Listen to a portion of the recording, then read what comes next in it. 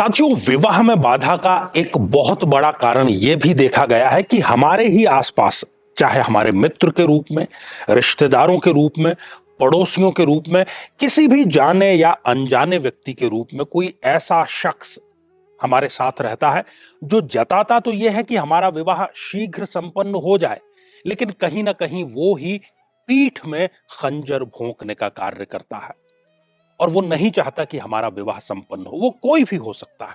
यदि इस प्रकार की स्थिति आपकी भी है और विवाह की बात आपकी सिर्फ बात तक ही सीमित रह जाती है, तो आपको चाहिए कि अगली बार जब भी आप विवाह के लिए बातचीत करने जाते हैं, भेंट वार्ता करने जाते हैं, उससे पहले दुर्गा सप्तशती का अर्गला स्तोत्र पाठ करके आप घर से निकलें। इस प्रकार की हर बाधा समाप्त होगी और विवाह का मार्ग आपका प्रशस्त अवश्य होगा।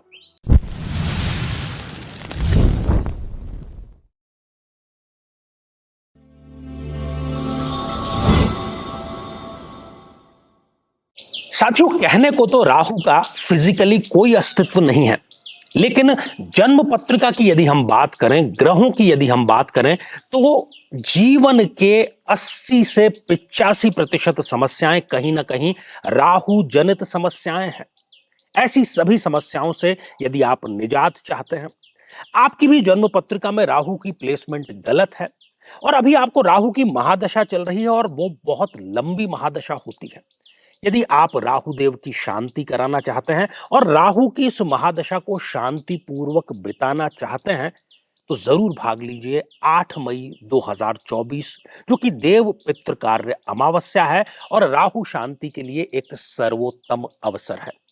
जरूर इसमें आप भाग लेकर के राहु शांति भी कराएंगे और अपनी जो महादशा है उसको शांति पूर्वक बिताने में यह आपके लिए मील का पत्थर अवश्य साबित होगी।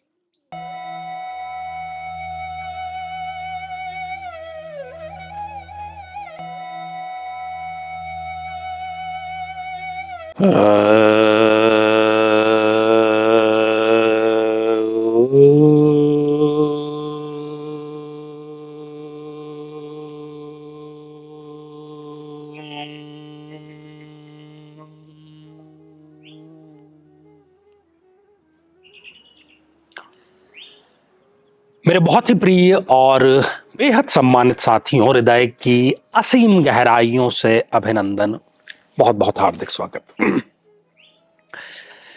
साथियों, विवाह के निमित्त जब वर या कन्या की तलाश जारी होती है, स्वयं जातक और उसके घर वाले सभी चिंतित होते हैं और जब एक या दो बार उनके साथ में ऐसी घटना घट जाए कि वो विवाह के निमित्त बात करने के लिए गए, बातचीत हुई, भेंट भी हुई, वार्तालाप भी हुई, कुछ बातें भी हुई, लेकिन वो बातें विवाह में परिणत नहीं हो पाई, विवाह में परिवर्तित नहीं हो पाई। आखिर क्या ऐसा कारण है कि शादी की जो बात है वो शुरू तो होती है, लेकिन उसकी परिणति विवाह में संपन्न नहीं हो पाती, कुछ ना कुछ बाधा आ जाती है।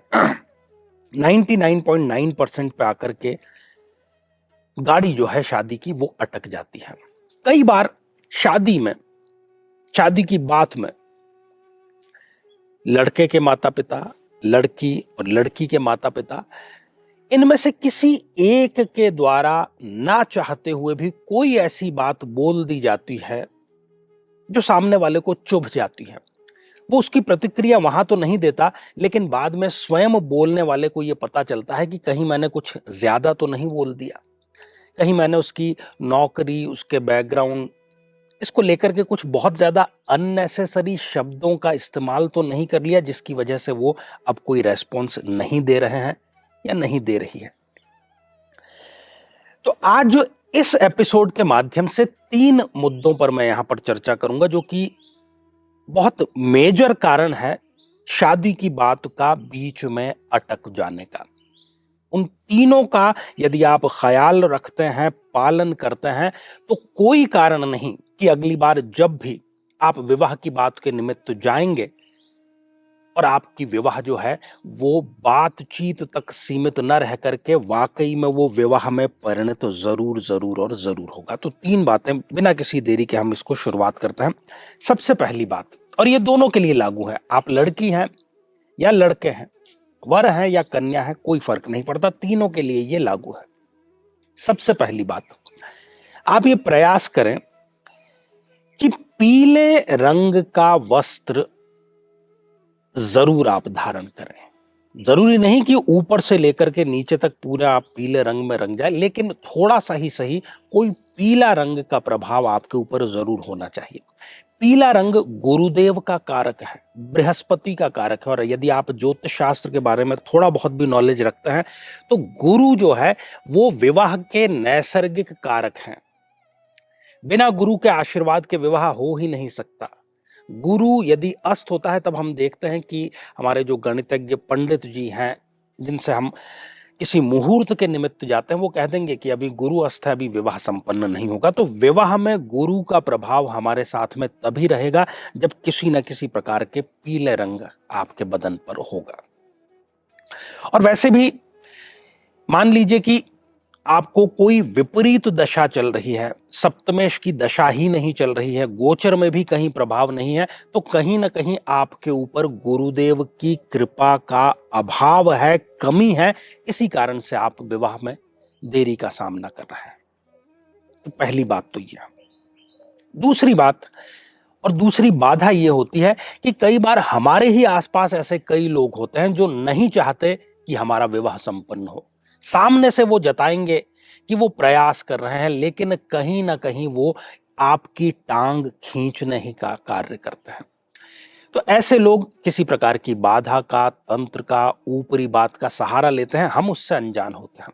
तो जिस किसी भी दिन आप विवाह की बात के लिए प्रस्थान करते हैं, उससे पहले आप स्वयं दुर्गा सप्तशती का अर्गला स्तोत्र, इसका पाठ करके जाएं, तो इस प्रकार की कोई भी बाधा होगी, जानी अनजानी, वो सामने नहीं आ पाएगी। ठीक है। तीसरी बात, जब आप घर से प्रस्थान करते हैं, जितने भी लोग आप जाते हैं, माता पिता, आपका दोस्त, आप स्वयं, कोई भी जाता है, रिश्तेदार, तो एक एक देसी गुड़ जो है उसकी डली का सेवन करके आप जाएं।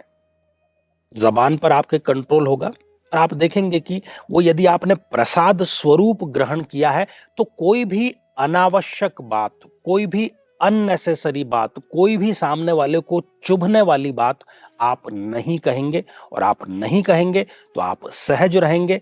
आप सहज रहेंगे तो सामने वाला भी सहज रहेगा, और शादी की बात जो है वो शादी में तब्दील जरूर होगी। तो तीनों कारणों पर हमने विचार किया और उनके उपायों पर भी विचार किया। अगली बार के लिए मैं आपको ढेर सारी शुभकामनाएं देता हूं, और कुंडली जरूर मिलाइएगा।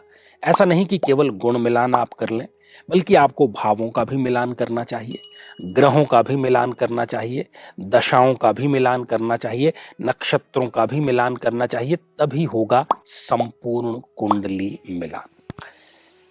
तो साथियों, आज के लिए केवल इतना ही, और इसी मंगल कामना के साथ में कि आप सभी स्वस्थ, समृद्ध और शांतिपूर्वक जीवन व्यतीत करें।